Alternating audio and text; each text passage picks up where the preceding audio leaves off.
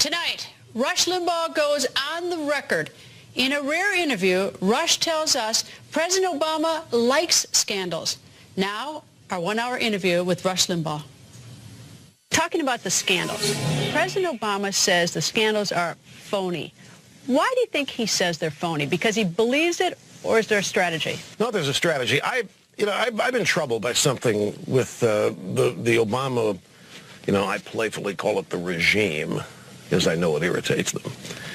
But it's like a regime. And I've been troubled, I've been amazed. Here is a man whose policies have done great damage to this country. His policies have done great damage to the economy, have done great damage to the American culture, to the American psyche. I mean, there is a malaise, there's a sense of hopelessness and depression out there. And it's his policies that have done this. And what has always amazed me is how he's not attached to any of it. He has an agenda. He's been implementing it.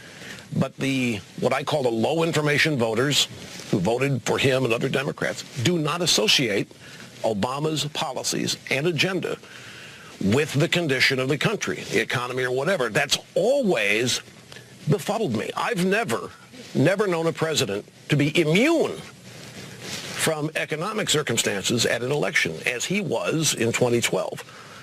It all became clear to me. There was a New York Times story, I think one of their blog posts on the web back in February, and it basically said, via poll data, what I just said to you.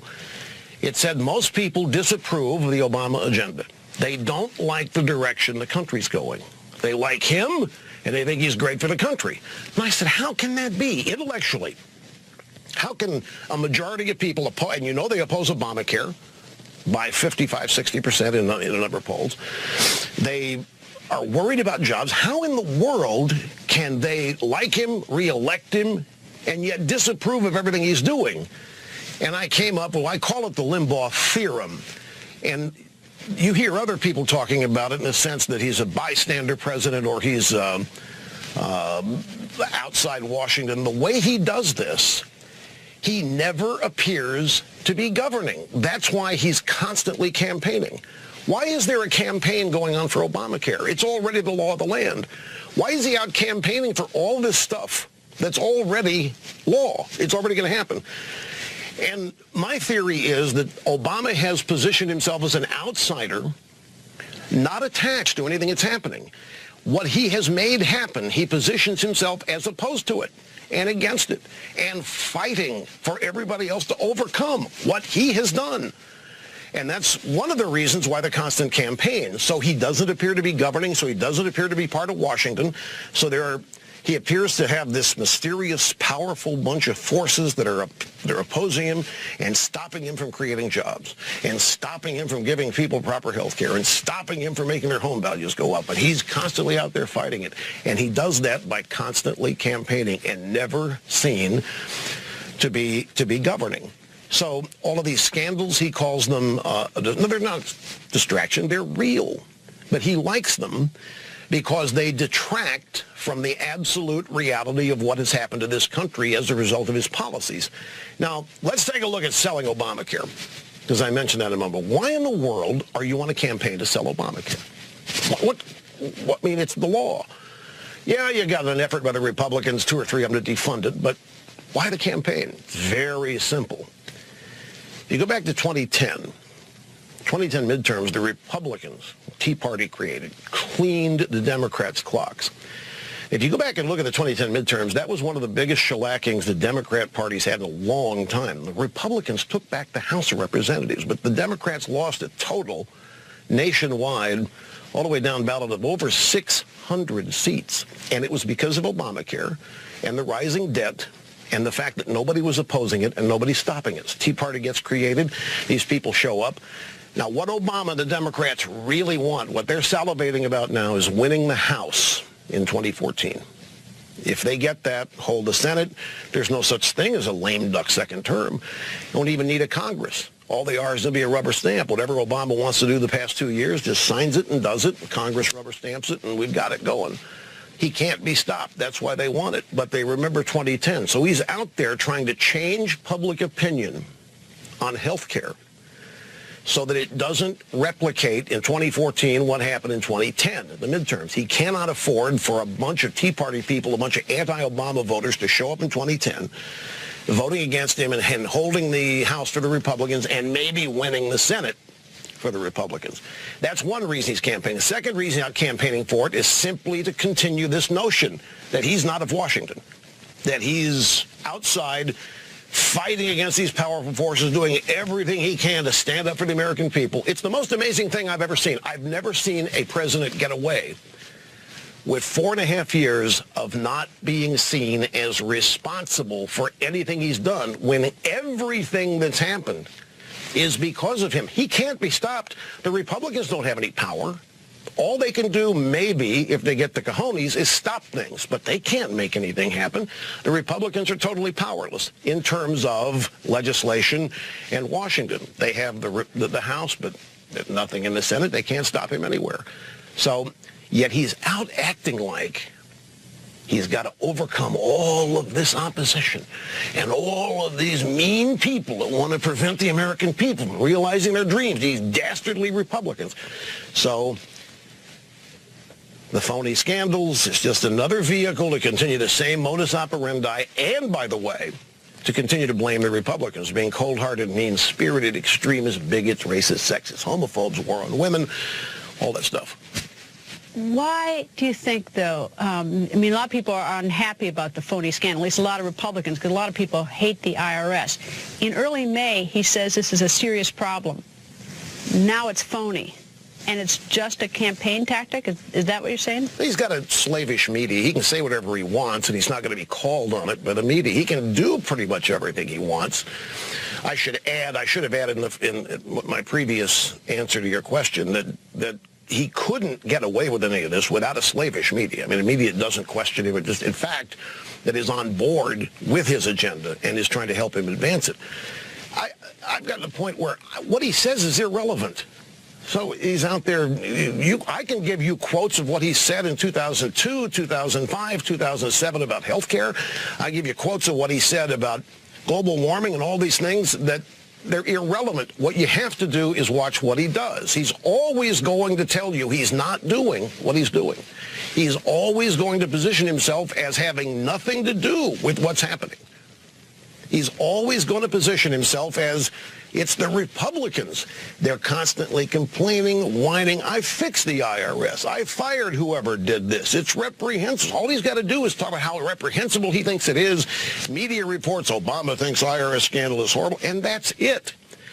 The thing that you have to know is, everybody says, I wonder if there's a smoking gun memo, Obama and the IRS. There doesn't need to be one.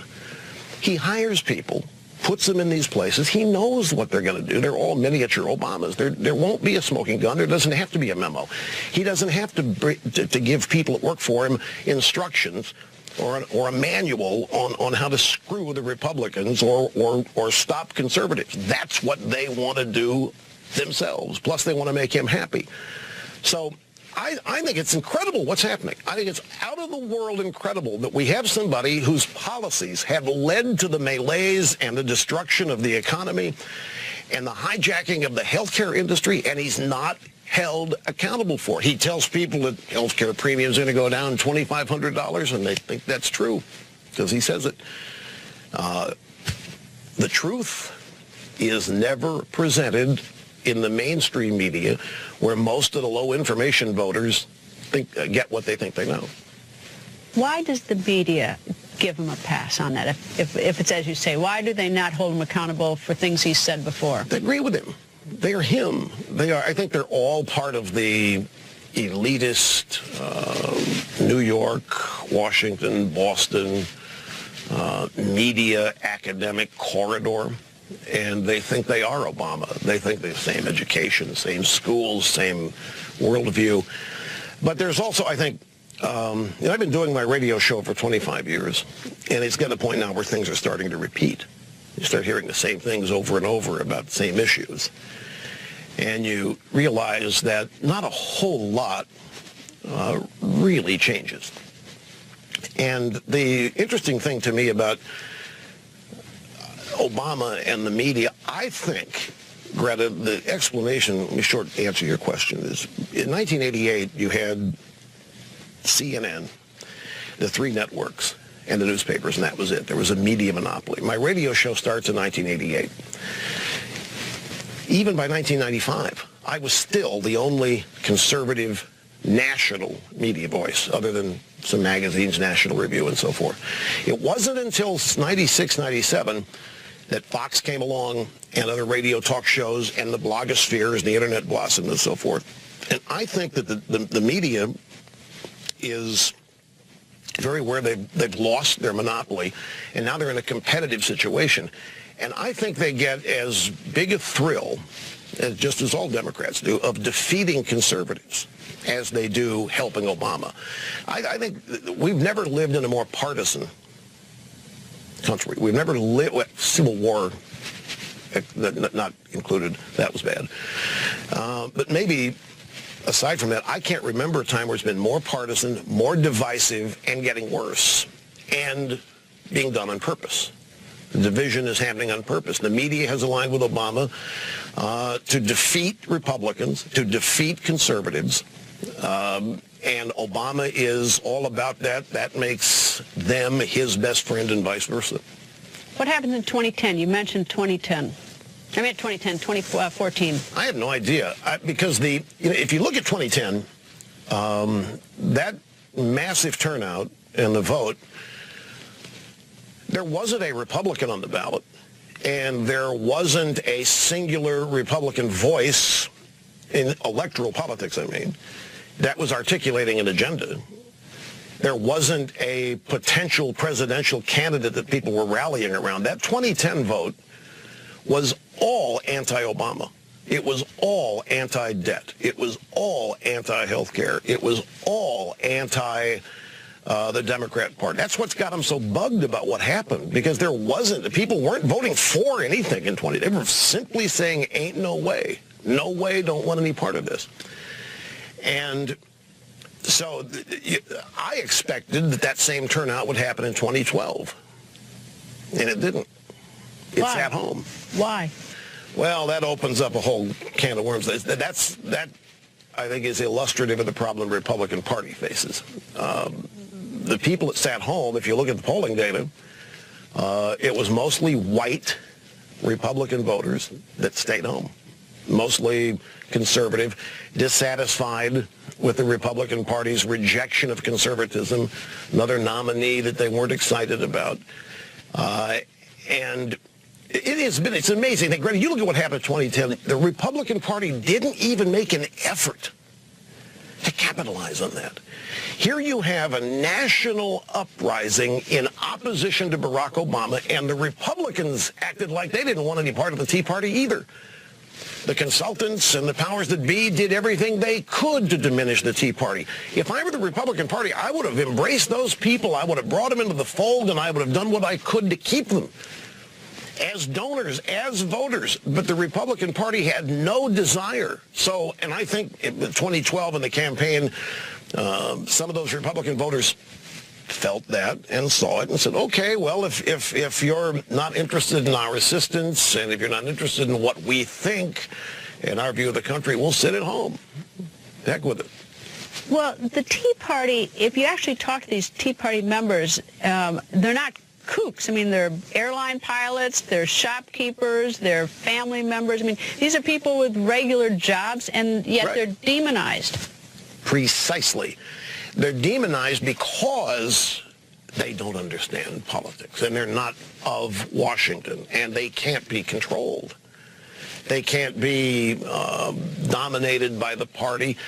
Greta, there's a really unfortunate thing happening with the Republican Party, and it as a conservative, it appears to me the Republican Party is trying to push itself away from its conservative base on a number of issues.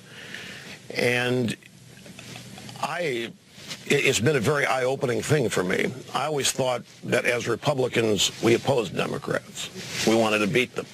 I don't see that. I don't see any pushback against anything Obama wants to do. The pushback's against the Tea Party. The pushback is against conservatives. it's a stunning thing. The Republican Party's decided that capitulation with the Democrats seems to be the ongoing strategy. And by capitulation, I mean, I had a guy call me yesterday, but talking about this ongoing fight to defund Obamacare, continuing resolution fight, and so forth. And he took, this caller, took the exact viewpoint of inside the Beltway Republicans, which is that might involve a government shutdown, and we can't shut down government because the country will hate us. And they cite 1995. And look what happened to Republicans after 1995. No, let's go ahead and let Obamacare be fully implemented, and it will implode on itself, and people will see how bad it is. Well, that's not a strategy. That's capitulation. That's not even pushing back against it. Even if you don't have a chance to stop it, why not make a stand? Tell people who you are as Republicans, as conservatives. They've never had a greater chance to contrast who they are with liberal Democrats than what's happening now. And instead of doing that, the Republican establishment seems to be going along with them. Obamacare, immigration reform, amnesty, whatever it is, there's no disagreement. There's no pushback on it. And I remember in 1992, people would tell me, Rush, let Clinton win. Let him win, and then people see how rotten the Democrats are. And I'm hearing the same thing now about Obamacare. Let this happen. The American people. We've never pulled an entitlement back once it's been implemented. Once it's there, it's there. And this is a huge one. This changes the relationship, Obamacare does, between citizen and government and state like nothing ever has. Once they have this, health care is the way that they'll have legitimate and claimed it's constitutional control over every aspect of everybody's life, because everything you do in your life has health care costs related to it. And they're going to be able to dictate what you eat, how you eat, where you eat, and what kind of health care you get or don't get as a result. And that's the objective of it, is control, the elimination of individual liberty and freedom. And there's no pushback on this. I'm sitting here stunned. Well, and by the government shutdown argument, too, is lame. 1995, classic point. The Republicans won 2 seats in the Senate after the 95 budget shutdown, and didn't lose that many seats in the House. In addition, because of the shutdown, they were able to set the table for policy that was good that came later. Welfare reform that Clinton ultimately signed. The government shutdown was not a debacle for the Republicans in reality. Now, it was on TV. It was in the media. The Republicans were accused of starving children. Remember that? Little kids in New Orleans are writing letters to Republicans. Please don't cut the school lunch program. I can't study if I'm hungry. There were no cuts in the school lunch program. There were actual increases. There were just not going to be increases as high, so they called it a cut. That's the Washington cut. It's a typical baseline budget cut. But the point is that the media portrayed this as a debacle and an absolute disaster for the Republicans, and Clinton cleaned Gingrich's clock. But in reality, the Republicans won 2 seats, set the stage for some pretty good things that happened policy-wise after that. It's not a debacle to shut down the government. But here's the point. A majority of people oppose Obamacare. Whatever poll you look at, why does not the Republican Party want to embrace that? I mean, the Republican Party's got a problem, right? They haven't won elections lately. The majority of the American people don't want this. Why doesn't the Republican Party embrace them, bring them in, and try to grow and have at least come up with a way to reach out and attach themselves to these people, a majority of voters? Instead, they're capitulating with what the Democrats want, and not just on this, but on immigration, amnesty, whatever you want to call it. And I swear, for the longest time, I didn't understand it because I was looking at it the wrong way. And straight ahead, Rush Limbaugh has much more to say. And why is Rush dead set against compromise in Washington? And does he have a better idea to fix the country? Rush will tell you. And also, guess who Rush admires in the Republican Party? Helping your kid. The Republican Party wants a new base. The Republican leadership isn't conservative. They're not particularly crazy about conservatives. I mean, I'm fairly prominent media conservative. I get more grief than the Taliban gets. I get more grief than Al-Qaeda gets, and all conservatives do. It's because we do constitute a threat to the way Washington views the country. And I don't think it's so much conservative versus liberal, although it is, but it's Washington versus the rest of the country is what's really transpiring now. And Washington has a mindset and a desire for the country that doesn't dovetail with the majority of the American people. So what is the future of the Republican Party based on what you say? I really don't know. Because politics is too unpredictable. There is anything that we're not even conceiving as possible, a scandal or some such thing that could happen, which could cause people to start voting against Democrats in droves, regardless what the Republicans do. So it's dangerous to start predicting the demise of political parties and so forth, and I'm not doing that. I'm just sharing with you the sense I get as a conservative. 25 years of doing this on this show and watching it all, and so much of it on the surface intellectually doesn't make any sense. There has to be a reason. These Republicans are not stupid. They have to know that agreeing with the Democrats on issue after issue after issue is going to equal Democrat victory after victory after victory. So why are they doing it? Is there no room for negotiation, bipartisanship? I mean, is it just opposition? Between who? Between the two parties? Are you suggesting the Republicans shouldn't negotiate and have a bipartisan approach with Democrats? Well, yeah, pretty much, because I don't think we have anything in common with them. I mean, where's the commonality? I don't have anything in common with Obama, policy-wise. Zilch, zero, nada. You know, compromise is portrayed as this wonderfully erudite and elite, superior form of existence.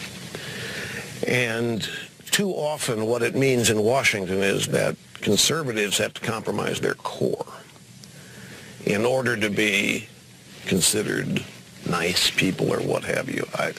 I'm about defeating them, Greta, not compromising with them. They don't compromise a one-way street. Why don't you, not you, why does the press ever ask Obama or any Democrats, well, why don't you, are you willing to compromise? What are you willing to give up? It's always a one-way street. What do the Republicans have to do to make something work? What do the Republicans have to change to make something work?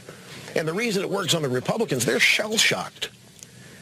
I mean, the Republicans, you know, the image of racist, sexist, bigot, homophobe has taken hold. They think that's what people think of them. I think they've lost their confidence. I think they're nervous. I think they're scared. Like everybody else, they want to be loved. And they have bought into this notion of why they're hated and disliked. They're trying to change that rather than defeat the people responsible for it all. I'm about defeating them within the political arena of ideas. I'm not talking about anything of a deleterious nature, just defeat them in the arena of ideas. I think our ideas will trump Obama's ideas every day, but he doesn't want our ideas on the table. He's not about ideas. He's brute force. Obama's about eliminating opposition, not working with it. So why should we help him? I think the Democrats of the people need to be defeated. There's nothing about what they believe that I want to compromise with. I want to defeat it. Look, at the country's hanging by a thread here. As founded, it's hanging by a thread. We're about to lose it. Why compromise with the people responsible for this? And Rush, taking us inside the battle for the Republican Party. Who do you admire in Republican politics and why? I admire any who are bold enough and brave enough to speak about what they truly believe. Ted Cruz is one. Sarah Palin is another. Any of them who are fearless and have the courage of their convictions and have no compunction about saying it. They're not embarrassed of themselves. They're not insecure.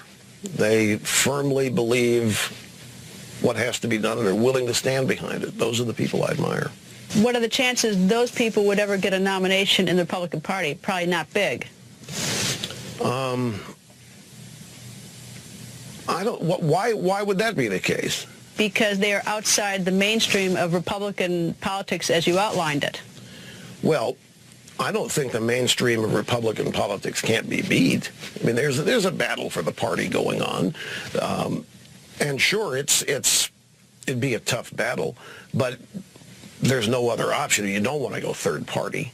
That just ensures the Democrats are majority party forever. You don't want to do that. So you have to do what you can to work within the Republican Party to take it over. I think the right conservative candidate could score. Reagan did it. I know a lot of people, could you stop talking about Reagan? But Reagan, there's only one of them, but Reagan is a real life example of what can be done and what happens when a prominent conservative triumphs.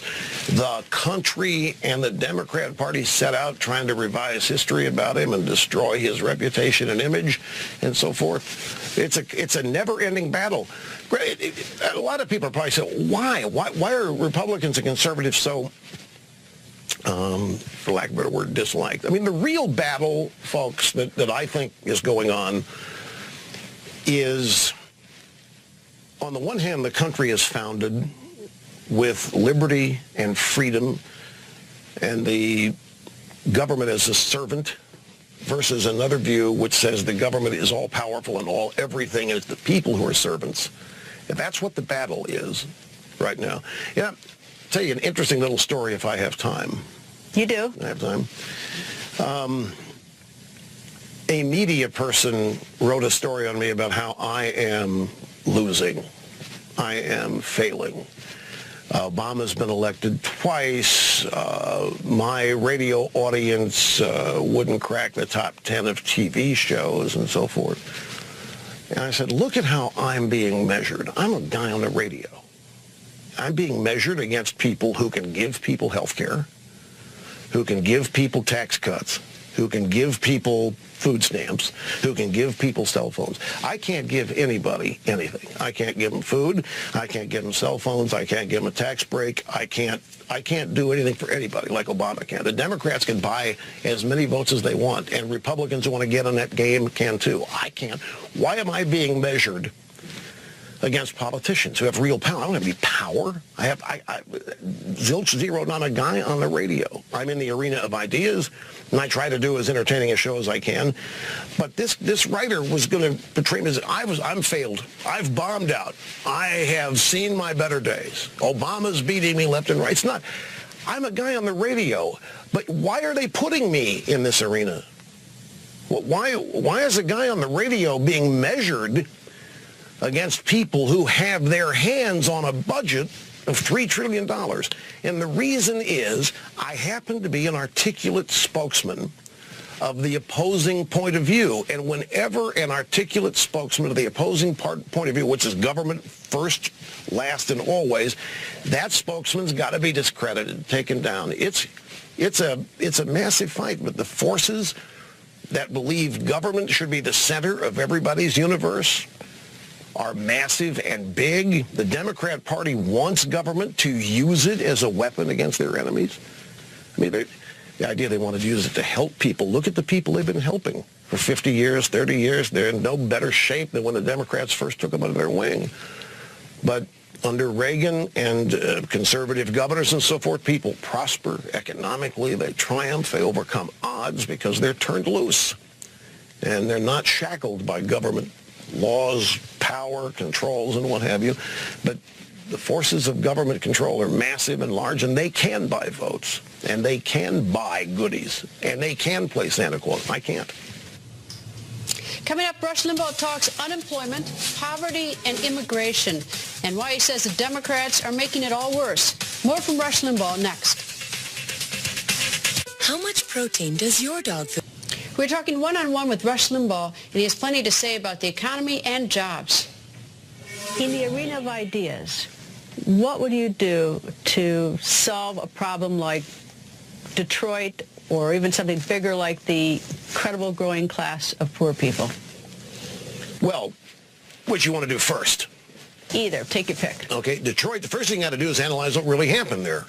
Why did it go wrong? Now, there's some obvious things. The city's been run by Democrats unchecked since, I think, the last Republican mayor was 1957. Okay? You've had, that town has been a petri dish of everything the Democrat Party stands for, everything the Democrat Party loves.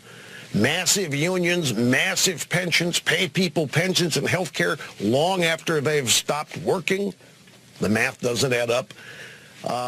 You have massive welfare states where citizens are given things left and right in order to buy their votes.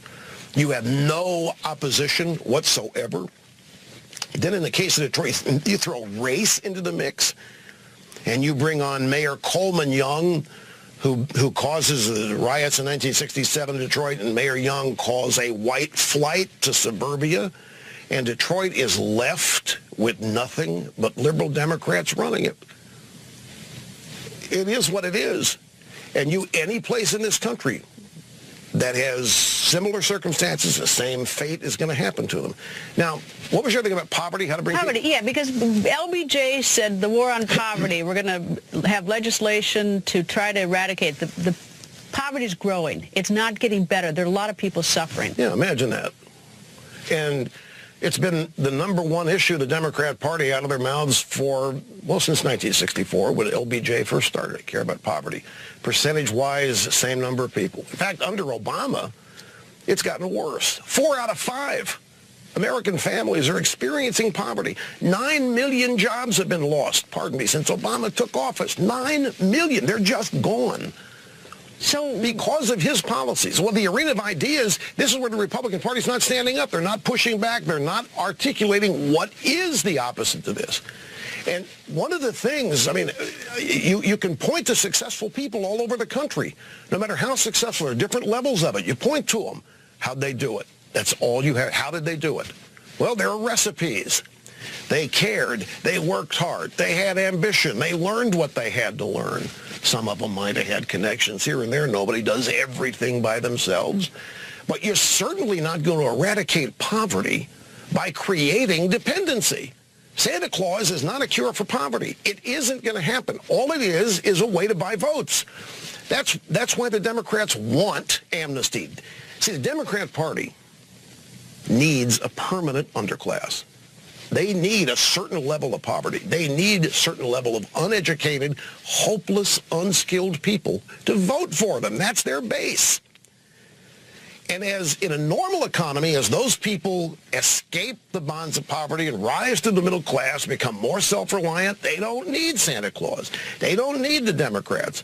So they start voting other ways. Hello, amnesty. We've got 11 million illegals here. And by polling data alone, 8 million of them are going to vote Democrat the minute they're given the chance. That's why all this talk about solidarity with Hispanics and compassion and the wonders and beauties of immigration, it's all BS. The Democrat Party needs a permanent underclass, and they need they're salivating at all those 8 million or more votes.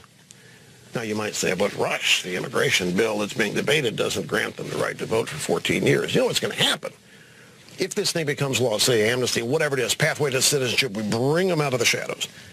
And about 5 hours after that happens, Chuck Schumer is going to go nearest camera and talk about how unfortunate and unfair and how lacking in compassion it is that we have just told these people they're on the pathway to citizenship, but they can't vote. And we've got to do something about that. And they're going to be able to vote within 6 months after this thing, because that's what is cared.